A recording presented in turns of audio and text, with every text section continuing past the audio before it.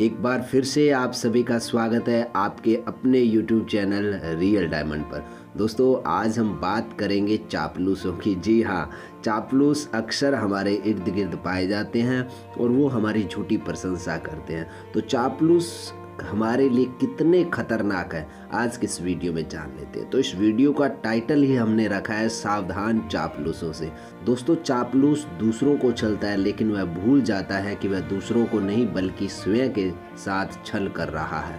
दोस्तों हमारा जीवन एक बूमरैंग की तरह है, जैसे दीवार पर फेंकी गेंद लौटकर फेंकने वाले की ओर आती है, वैसे ही दूसरे का बुरा चाहने वाले का अपना ही बुरा होता है। दूसरों को छलने वाला एक दिन स्वयं छला जाता है, उसकी कूटनीति उसे ही खा जाती है।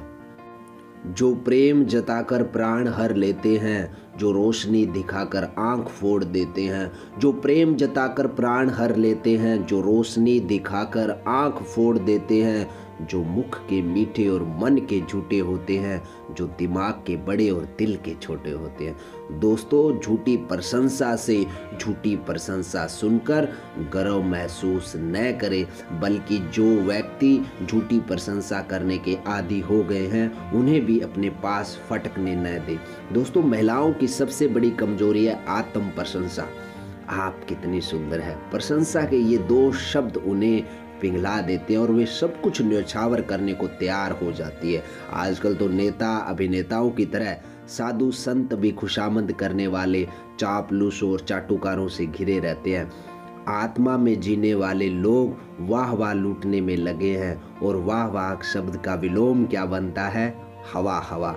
ऊपर की वाह वाह हवा के समान क्षणिक होती है, यह वाह शब्द खुद कह रहा है। आज किसी के सामने सत्य कहना खतरे से खाली नहीं है, क्योंकि सत्य अत्यंत कड़वा होता है। उसे सहज पी जाना हर व्यक्ति के बस की बात नहीं है। व्यक्ति सत्य सुनने का आदी नहीं है, सत्य को झेल सके यह उसके सामर्थ्य से बाहर की बात है। लेकिन व्यक्ति को सत्यनिष्ठ बनना चाहिए। खुशामद करने वालों की अपेक्षा कटु सत्य कहने वाला अधिक श्रेष्ठ हितकर है, क्योंकि उसके कथन में हमारी भलाई सन्निहित होती है। जो व्यक्ति सिर्फ हाँ में हाँ मिलाना जानता हो, ऐसा व्यक्ति अत्यंत खतरनाक होता है, उससे हमें बचकर रहना चाहिए। दोस्तों एक राजा का मंत्री बड़ा ही चापलूस था। राजा की हाँ में हाँ मिलाया करता था। एक दिन राजा ने बैंगन की सब्जी खाई। राजा को बैंगन की सब्जी अत्यंत रुचिकर लगी। दूसरे दिन राजा ने दरबार में कहा कि बैंगन की सब्जी बड़ी अच्छी होती है। मंत्री ने कहा हाँ हजूर, स्वास्थ्य के लिए भी यह अत्यंत लाभदायक होती है और स्वाद का तो कहना ही क्या, लाजवाब। कुछ दिनों बाद एक दिन राजा ने फिर बैंगन की सब्जी खाई। उस दिन उन्हें कुछ हानिकर जान पड़ी, उन्हें अच्छी नहीं लगी, स्वास्थ्य उनका कुछ गड़बड़ा गया।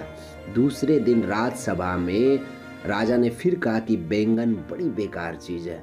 मंत्री था ही चापलूस, चुप रहने वाला कहाँ था, बोला हाँ अंधाता, उसका रंग भी कैसा भद्दा और काला कलूटा होता है, पित्तवर्धक भी होता है, उसमें जीव जंतु भी बहुत मात्रा में पाए जाते हैं।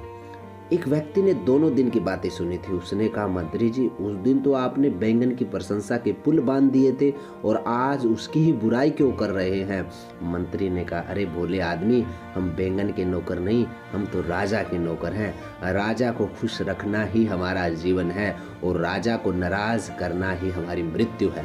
चापलूस व्यक्ति ऊपर से दिखने में बड़ा शरीफ व नेक दिल मालूम पड़ता है, मगर होता है बड़ा चालाक, धूर्त, छली और कपटी और खूंखार। उसके अधरों पर अमृत और हृदय में हलाहल भरा होता है। कुछ पंक्तियां मैं आपसे शेयर करूंगा। ये चेहरे बहुत बहुत भोले हैं, सच मानो तो बारूद के गोले हैं।